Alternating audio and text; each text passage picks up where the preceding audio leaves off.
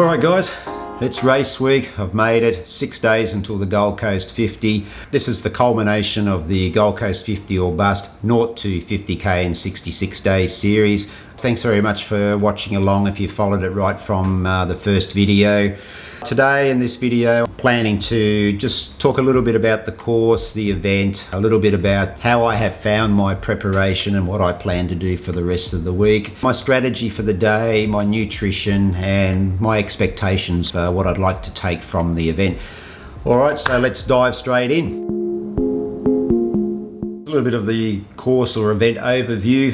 They've actually moved race precinct this year to the southern tip of the Gold Coast, starting and finishing at Coolangatta. They're pretty much using the same southern end of the course for this year's event. It's an out and back heading north from Coolangatta to Palm Beach and then return. They do have a little tail. You run past the finish line and come back in Coolangatta, and then obviously we head out again because it's a 2-lap 25k event this year. Now it starts at 5 o'clock on Sunday morning.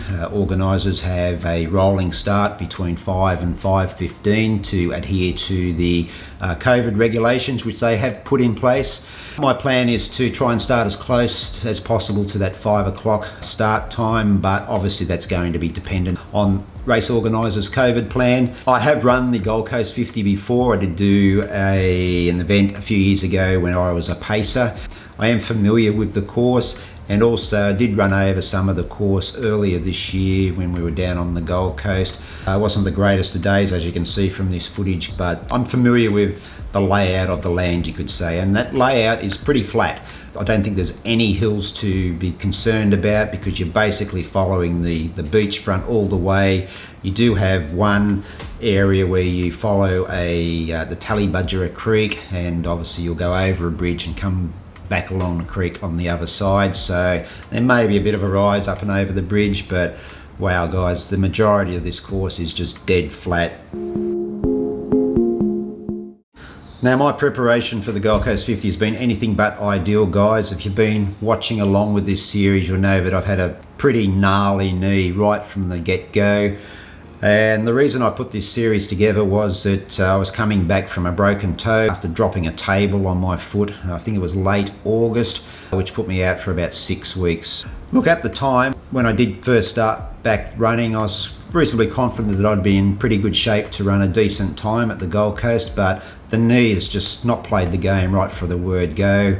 There were times when I really doubted that I'd even get to the start line. Look, I was reasonably confident of a good time at the Gold Coast because I had that really strong base from earlier in the year where I was averaging well over 100 kilometres a week or 60 miles a week, and I just thought that that would stand me in good stead for this training block, but the knee just hasn't played the game. My longest run has been 30 kilometres, and I think that was about 3 or 4 weeks ago. You can see here on Strava when that was. And since then, the mileage has just been coming down and down and down. Not ideal, but it is what it is. I have a reasonably good fitness level, but it's probably going to get pretty ugly towards the end when I'm starting to run on empty.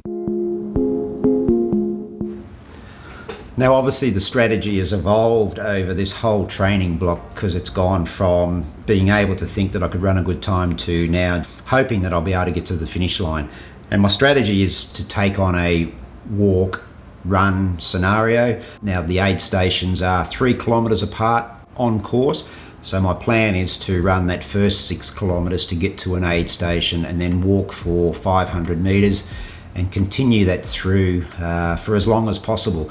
I know I'm going to fatigue later in the race. Now, those walk breaks may get longer, the running may get shorter, who knows what's going to happen on the day. It's going to be hot, it's the Gold Coast, it's December, it's the start of summer, and the Gold Coast is quite renowned for being pretty humid at this time of the year. When I did the Gold Coast 50 a few years ago, it rained and then it got really steamy. Yeah, it can be quite uncomfortable running in those sort of conditions, and that's another reason why I bought those compression shorts as well. That'll allow me just to throw the head and the upper torso under the showers along the way. There are showers all the way along the beachfront where the course goes. If it does get too hot, I can just jump underneath a shower and not have to worry too much about chafing. Guys, we all know how bad chafing can get in these longer events, so just making sure that I take every precaution so that doesn't happen, but make sure that I'm also keeping the body temperature as cool as possible. And likewise with nutrition, guys, it's been evolving throughout this training block. And now that I'm going to be on course for a lot longer than originally planned, and also having the 2x25k loops is going to allow me to probably stop after the first 25k, take on some food, probably a banana, Cliff Bar, maybe those block gel lollies, I guess you call them, load up on the electrolytes. Now I'm still going to take some gels and some water out on the course, and we'll probably take the electrolytes that are available. I need to combat as much as I can the fatigue, and also to make sure that the electrolytes are well stocked in the body and that I'm well fueled as well to get into that like 4 or 5 hour period that I'm thinking now that it will take. Now the expectations, guys, wow, these have really evolved too, because when I first entered the Gold Coast 50 mid-year, really had high hopes of running 3:45, and I felt at that time too that I was in pretty good shape, and that if everything continued the way it was, then I was a real shot at doing that. Obviously the broken toe really threw a spanner in the works, and then the knee has just not played the game either. I know the knee's not great, and I'm in for a pretty tough time on Sunday, but I'm okay with that. That's something that I'm well aware of, and I know is going to be the case. But the way I look at it, guys, is that this is the last event for 2020. I have nothing on the horizon for 2021 at this stage.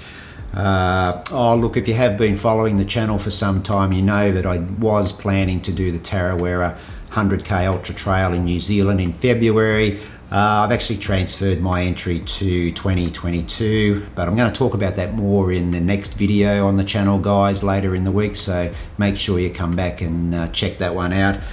So look, I know I'm going to have a tough time on Sunday because of what's happening with this knee, but with nothing after Sunday, I thought, bugger it, why not? Just get out there, get it done, and then start the rehab on this knee, because I know I'm going to have to take some time, guys, off afterwards. The way the knee feels after a run most days now, I know that I'm going to be pretty sore Sunday night, but I'm okay with that, and I just need to make sure that when I come out the other side of Sunday that I start that rehab and make sure I get this knee right before I even contemplate doing anything in 2021. So hopefully the walk strategy will work for me. The hope is that I'll be able to cover 10 kilometers an hour. So that'll put me sort of on track for 5 hours, or a little bit under 5 hours. Still, I'd be really happy if I dip under 5 hours. But having only done one 30-kilometer run through this training block, I know that I'm going to get pretty tired, pretty fatigued late in the event. So that brings me to what to do for the rest of the week. Yesterday's longish run, I did about 17k. The knee was probably gnarlier than what it has been, but was still able to get it done. I'm sort of contemplating whether I'll actually do any more running for the rest of the week. Let the knee settle down, give it a good rest, and maybe just turn up on Sunday and make that the first run for the week. Or maybe, I run today being Monday, and maybe tomorrow as a rest day, maybe a little jog on the Wednesday, and maybe just do a little 5k at Park Run on Saturday. My brain is telling me just rest now. You're not going to get any fitter. If anything, you're probably going to do a little bit more damage than what's already there. So in my next video later in the week, I'll update you on what I have decided. Alright guys, that's about it. I really want to thank everyone who's followed along in this series. Just got to keep fingers crossed now, guys.